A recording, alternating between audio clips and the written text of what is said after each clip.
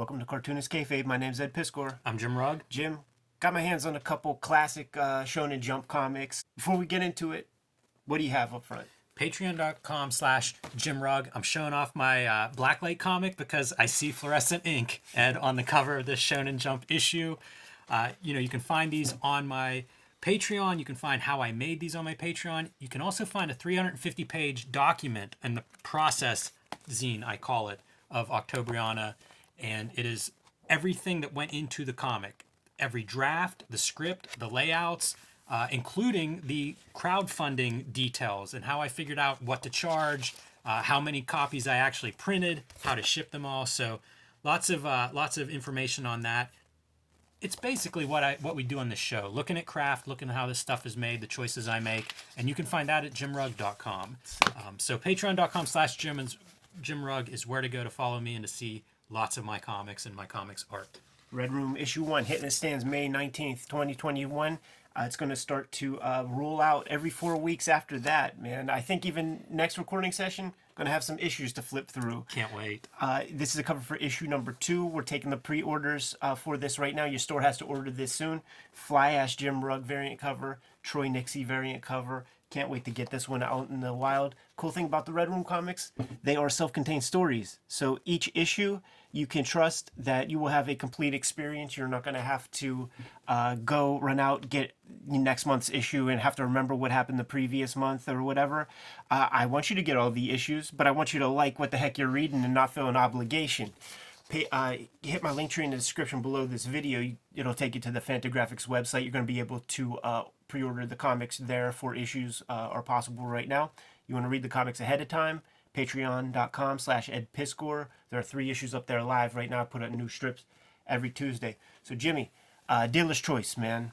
We'll look at this classic 1984 issue of Shonen Jump, or we could jump to 1992, height of the speculator boom, and it just turns out that when comics in America were doing better than they ever were and might ever do in the history of the universe, same thing was happening in Japan, probably on the strength of Dragon Ball, but this comic was never as popular as it was 1992 as well. Boy, that is a Sophie's choice, Ed. I'm going to go with 1984 because I have a feeling we'll come back and revisit this one at some point. It's a good one. In the future, too. So we'll do it in chronological order. But 1984, man, comics are starting to ramp up. Some good comics. Synergy that year for us Americans. Teenage Mutant Ninja Turtles year. So Fist of the Northstar on the cover feels like a sign from above. Jimmy, you could tell this is an old one, man. Pre-85, 86, because there's no video game ad. No Nintendo, yes, no right. Famicom, man. We're talking about like little bullshit plastic tanks and shit. Fist of the Northstar, Hakuto Shinken. This is so much fun to go through, Ed. I love seeing these various bits of production and variety that go into this. And if you're watching at home, this book is 1.25 inches thick. Yeah. 400, 500 pages, something. And here's a basic table of contents of like some of the stuff we got in here, man. So we have Arale-chan from Dr. Slump. We have Cobra. Cobra, really cool. One of the early Viz imports into America and in color, I believe. Yeah. A very cool series. And Kinnikuman. Comic, we had it here in the States as Muscle. Love it. It will never be translated here because I think even in the first issue, there's like an Abdullah the Butcher bad guy that they just kind of culturally appropriate. One of the all-time cool wrestling comics. And this one, man, is Captain Suba or some shit, man. This thing was all over Shonen Jump comics like for a million years. Cool. So awesome. Love that pull-out poster. They're very fun. Like, it would be fun to try, like, keep in mind, like, this is a super popular comic. Like how can we pull from this to try to, like, enhance the American scene or something? Like, is it even possible? Ed, I'm glad you say that. Of course it's possible. All you got to do is steal, man. This character from the first Street Angel I did, Lost Dog, 100% inspired by Fist of the Northstar. Their scale, their shoulder pads, their look. Man, I what a badass looking comic this is. For sure, man. Just mind-blowing. This is another one of those where I think, imagine stumbling on this in 1984. Somebody travels abroad and comes home and hands you this. You're drooling. Like, you've never seen anything that looks this awesome. Jimmy, I have questions. Are these bad guy toys? Could be. U.S. Air Force, Marines. Jeez. Wow. I guess we still had a presence there, right? Maybe Yeah. the troops that are stationed there are the ones that can bring these home for a young Eddie P. You can't buy a gun Wow. in Japan, but you could buy a toy gun. That's amazing. And it has all the component pieces if you want to maybe fabricate that into metal and Wow. put your own bullets together. Those are the most real. I've seen real guns that don't look that real. Yeah. Oh, and this is that cool thing, man, where it's like you get a couple, this will probably be the start of a Tankobon volume. And then it slowly gets into, this is like a process red that like newspapers would use. This is the stuff that I really enjoy flipping through these, is You son seeing of the a bitch. variety of printing. Yes, yeah, definitely lifted for Predator. Dude, and it's a over the top kind of joint, man. These guys heavily inspired. I mean, the writer's name is Bronson, based on Charles Bronson, so you know they're checking out American flicks. It's You such son an of a bitch. amazing look for like a 2-color print job. They're doing stuff where they're blending the black and the orange together, as well as running the orange in different percentages. I didn't notice it at first, but this arm wrestle has stakes. They're playing for keeps. and You only get to lose once. well, maybe 2 times, man. I but guess. when you're in the loser bracket, it's much less cooler seeing your arm wrestle with your weak hand. And shonen does mean boy, I think. Man, this is comics for boys. Did a lot of arm wrestling in my elementary school. Any decapitations? We didn't have this comic. It would have been much more exciting if we did. Something tells me that Kenshiro's going to be hitting a pressure point Yes. within a couple of pages, and maybe this guy's going to opt to put his hand on the razor himself or something. I also like how much they're using the orange. Yeah. Like word balloons have the orange in it, sound effects. Doesn't this make you sick? Hardcore. I think that's a sound effect, man. Yeah. You see this happen when you see these guys, the unstoppable force, immovable object. Guess what? No such thing. Something's moving. It's great too, the sweating. We would see this in the nerdy alt comics. Yeah. They're applying it here in arm wrestling. Wow. Wow. That's some damage. At least he didn't lose his hand on the blade. Tony Wong vibes to that piece right there. This was always a thing that I thought of with Rob Liefeld. It was like Totally. the missing piece once we started to kind of get to know him, and that he had access to some manga. And this is one of the first series that always spoke to me in his art style. So who would be on your Mount Rushmore? Citizen Kane guy. What the hell is his name? Orson Welles. Yeah. Is that Ted Kennedy? Is it? I think that's Jim Jones. Good. I was going to say Jeff Goldblum, which would make no sense in 1984 Japan. That's bizarre. Who the fuck are those guys? Man, I mentioned the sweat being alt comics. This feels like something that would be out of an 8-ball issue. Yeah, it really does, man. Here we go. Oh, dude, Buffalo Man, Ramen Man. Right away, how great is the stylistic shift? Right. From Fist of the North Star to this kind of thing, and they both look amazing. That's the Hulk Hogan guy. Mm-hmm. And I think that's the Terry Funk dude. I have a Kinnikuman t-shirt and has this logo on it, which I love, the bubbly kind Yeah. of round letters. Keep in mind, man, Kinnikuman almost never missed a week. So however many pages we see is how many pages the shit is. Man, that ring is all collapsed. There's spikes outside if you go outside the ring. Talk about playing for keeps. And look, it's a bracketed tournament.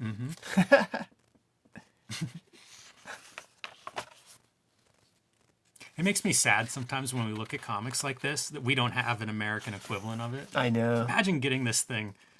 Was this weekly? Weekly. Wow. Like, imagine that every week you got to pick up 400 pages of this and just blow your mind. It's going to be kind of fun checking out the comics that didn't make the cut. You know, some of this, like, interiors. Oh, man, Terry Man is in a bad way. Uh-oh. I also like the assault of information that these pages have on Crazy them. graphic you know? design. Yeah, there's so much text. It reminds me of the world we live in now, but 1984, like, information overload. Little Norman Rockwell that? gimmick. What are we advertising there? Is that one of those famous artist courses? Looks like it, trying huh? to reach out to Japan. Kayfabers, what's this strip called? We'll mail you the lesson. We You don't just know mail this that one. check. Look at that black ink, man. Like, you know, this is inked pure black. And that's about as good as the coverage would get on those old presses. Yeah, you talk about the really shitty printing and paper. You know, you can feel that paper's almost like toilet paper or something. It's so toothy. You Right. can see it in the blacks, in those solid blacks, and how they aren't covered. There's Captain whatever his name is. Had a lot of video games. I don't think any of them came to the States, though. I saw one time somebody had risographed a mini comic using black ink, which you rarely see, and it kind of looked like this because the Risos print so thin. Yeah.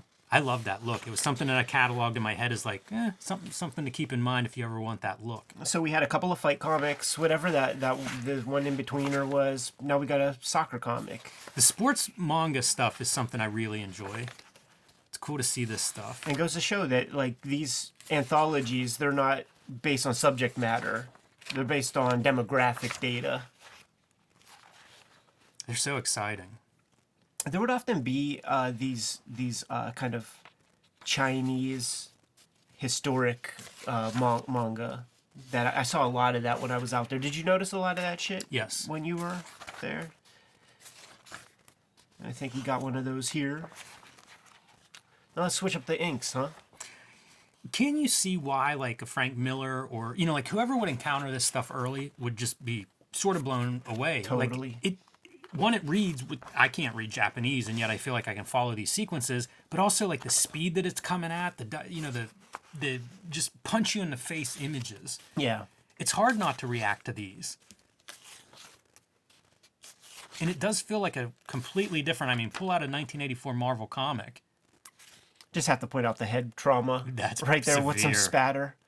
I don't think we ever had any spatter in American comics in '84. All of this shit's really cool, like the demons converging on that guy, the motion. Yeah. Yeah, this is a cool strip, man. And once again, another one that I just don't know. Oh, man. We're going to get into some kid trauma here. This is the artist who did Tar-chan, which is in here, and it has some crazy stuff. But I don't think this is not Tar-chan. But that Tar-chan cartoonist is very into body humor. I see some camel toes and some like whatever this is. Yeah, I was looking at that stuff too. It's really gnarly looking. Little eczema or something. He draws so odd. He really, really does. And then when he, traces a photo, it like sticks out like a sore thumb. Of course. And it's always like characters in kind of like straight on poses and stuff, but he still gets mileage out of it. He can tell stories and had a very popular career. Tar-chan was huge. Animal comics? Sure. Why not? Yeah, what the heck? This reminds me of Disney's like, something Journey. One of their movies where these pet animals got out and had to like find their way back home. It feels like they're on the run. Or We Three, to put it in comics terms. Hey, there you go. Oh, here we go, Jimmy. Look at that cool logo for Cobra with the metallic shine. Like, Looks good with that zip, right? oh yeah. Cobra's a really good looking comic. Like, it's one of those that I've picked up. That's great. Love that drawing. Just in case if you forgot you read Kinnikuman a couple hundred pages ago. Very awesome. I love the cartooniness, and then they try to graft on things like the muscles or the bruises. It's a great juxtaposition of styles. But the Cobra stuff that Viz translated is beautiful comics. Yeah. Yeah. I mean, wow, look at this art. Now, yeah, it's sci-fi adventure stuff, space adventures. Now, with the rigor rad. of this, there's got to be a ton of assistance if this is coming out every week at this level. Man, you look got to at have the a whole figures. staff. I mentioned Marvel a second ago, but like that figure work is solid.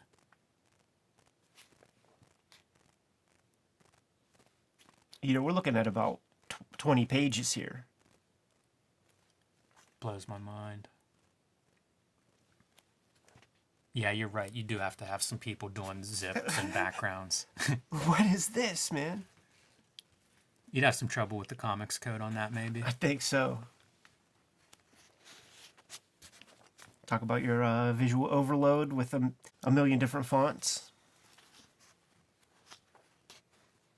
See, when we start getting into the back pages, this is where you get the stuff that's not really hitting it with the surveys, with the crowd, And when I spoke with the editor-in-chief at Shonen Jump, he was describing the kind of hierarchy of how it works, and he said, One Piece will never be in the back. So we're going to get to see what's in the back. And this is the stuff that might show up. Some of this, if it's an extended strip, which this one really isn't, might be a one-shot. Guy's first opportunity to show improve and see if the audience likes them. Dude, they're equivalent of like those shitty comic ads for X-ray specs and stuff. The difference with this, all this stuff looks kind of applicable. Brass knuckles. You know? They know their audience. Right. Yeah, there's no X-ray specs. There's nothing, no phony shit. You know, you're gonna really be able to hurt somebody with that. That shit ain't tin. What is that? Looks cool, right? It does. Bogey. Looks super cool. But you know, even How like about their this, cartoony Jimmy? stuff looks really good. Don't this look like Matsumoto?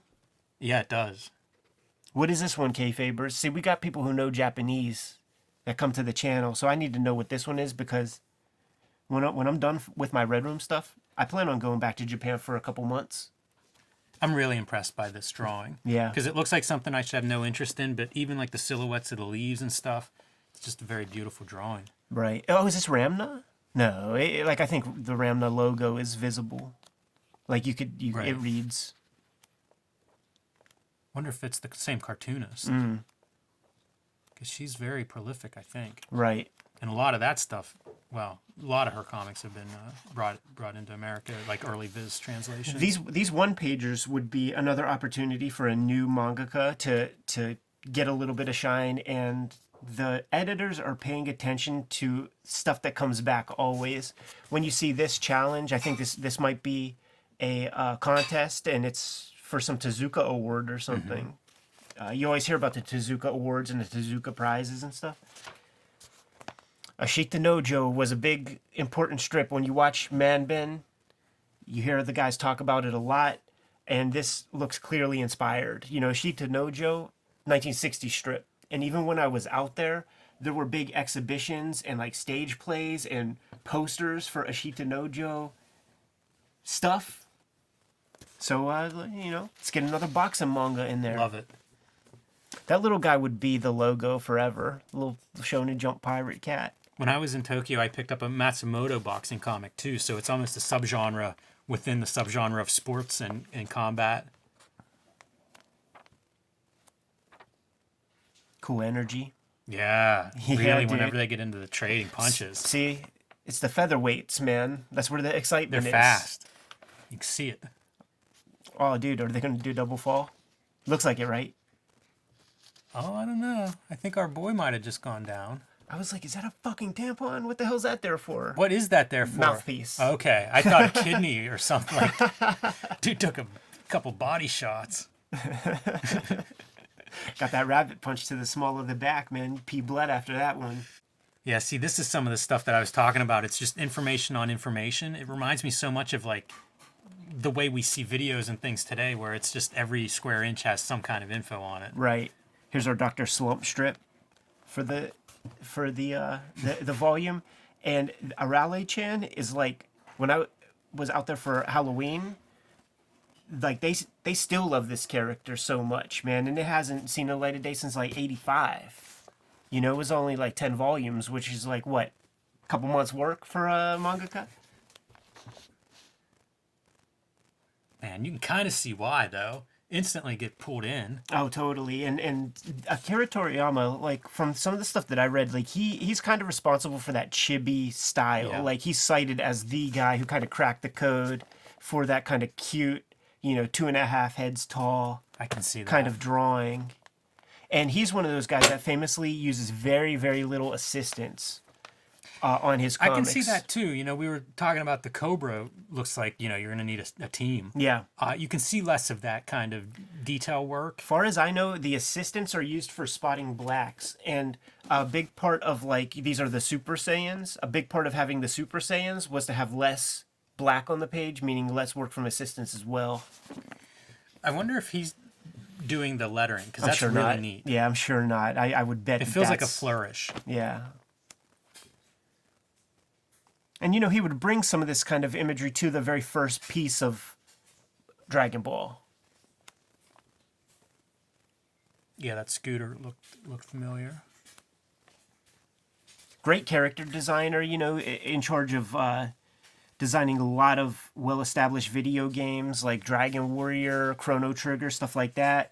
And David Cho loves it. Yeah, for sure. And look at this, man. You have to have your scatological humor. So that's probably like a zebra turd. Everybody poops and throws it at someone.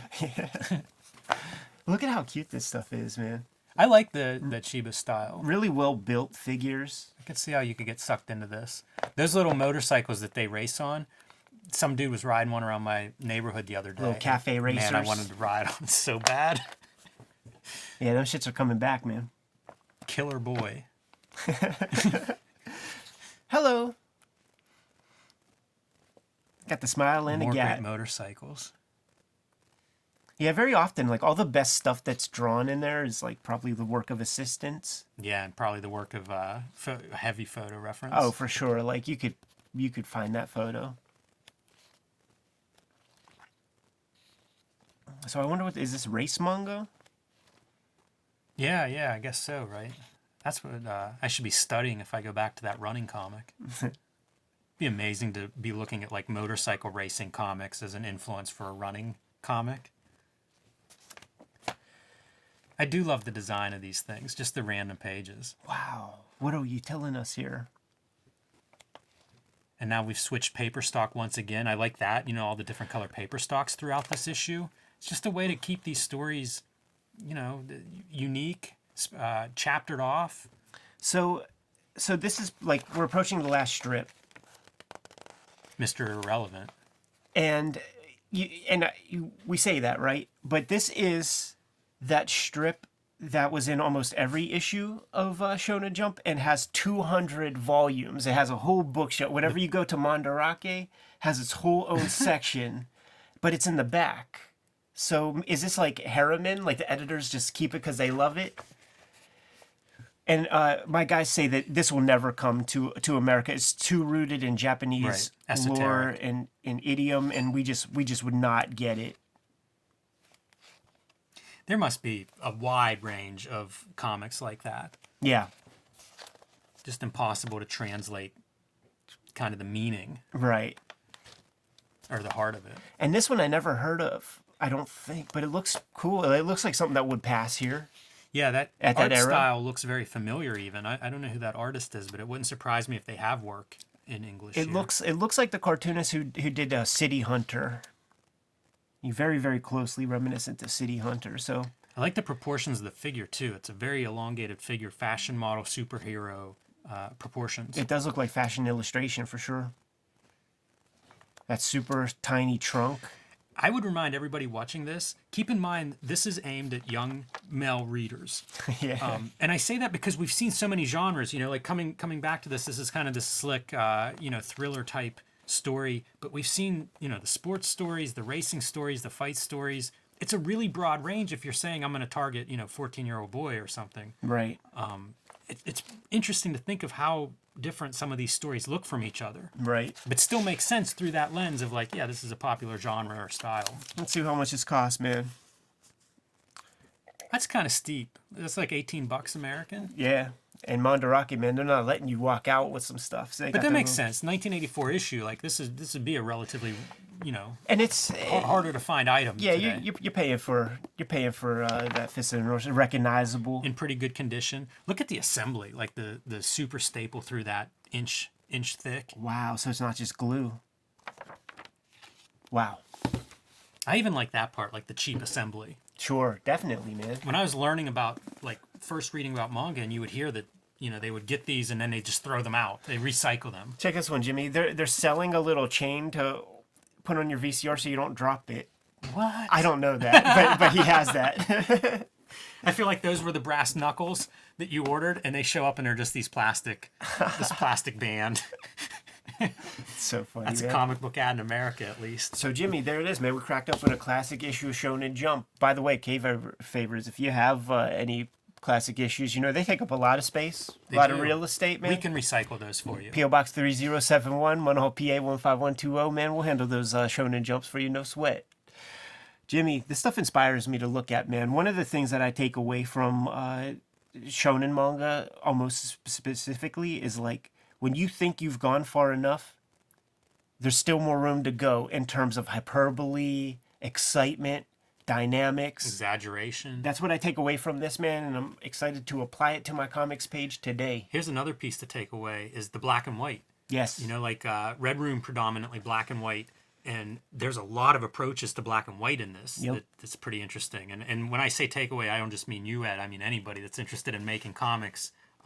Man, they get a lot of mileage out of one color. So there's one issue Shonen Jump. Let's do future ones, man. What the heck? Why not, Sounds right? good to me. Kayfabers, like, follow, subscribe to the YouTube channel. Hit the bell. We'll notify you when new vids are available. Jimmy, what's out there, man? Follow me on patreon.com/JimRugg, where you can download my out-of-print, hard-to-find zines and mini comics. You can see lots of my original art. You can see how I make my comics. Patreon.com/JimRugg. Red Room issue 1 out on the stands May 19th, 2021. Next week we'll be able to flip through issues and show them off. Jimmy, it's going to start coming out reliably every 4 weeks. 4 issues are available for pre-order at this very moment. Go to the Fantagraphics website to get those pre-orders in or get it put on your pull list at your local comic shop. If you want to read the comics ahead of time, hit the Patreon, patreon.com/EdPiskor.